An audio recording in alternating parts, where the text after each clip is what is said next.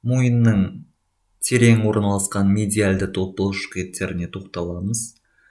Бірінші бұлшықет мойынның ұзын бұлшықеті, мускулюс лонгус колли деп аталады. Бұл ауыз омыртқасы, яғни атластан бастап 3-4 кеуде омыртқаларының аралығына дейін бойлай орналасқан бұлшықет болып табылады. Жалпы бұлшықет талшықтары орналасуына қарай медиальды вертикальды бөлікке, жоғарғы қиғаш бөлікке және төменгі қиғаш бөлікке бөлінеді. Біріншісі медиальды вертикальды бөлігі, бұл 5-ші мойын омыртқасынан 3-ші кеуде омыртқасының дейінгі омыртқалардың бүйір қапталынан басталып өрлеме бағытта өтетін болып саналады, және де 2-3 мойын омыртқалардың көлденең өсіндісінің алдыңғы төмпешігі мен ауыз омыртқасының алдыңғы төмпешігі туберкулум антериор атлантиске барып бекетін болып саналады. Келесі жоғарғы қиғаш бөлігі мынау. Бұл бөлік 2-5 мойын омыртқаларының қабырғалық өсінділерінен басталып өрлеме бағытта өтіп, 2-ші мойын омыртқасының алдыңғы төмпешігіне барып бекетін болып саналады.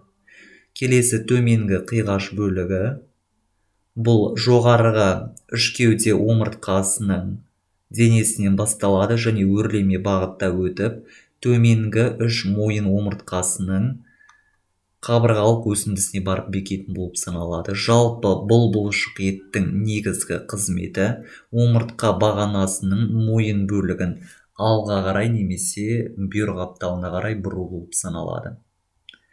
Келесі бұлшықет бастың ұзын бұлшықеті, мускулюс лонгус капитис деп аталады. Бұл бұлшықет 3-6 мойын омыртқаларының көлденең өсіндісінің алдыңғы төмпешігінен бастау алатын болып саналады және өрлеме бағытта өтіп, шүйде сүйегінің төменгі бетіндегі жұтқыншақтық төмпешік туберкулум фарингиумға барып бекеді. Негізгі қызметі бас пен мойын омыртқаларын бүгу қызметін атқарады. Келесі бұлшықет бастың алдыңғы тік бұлшықеті, мускулюс ректус капитис антериор деп аталады.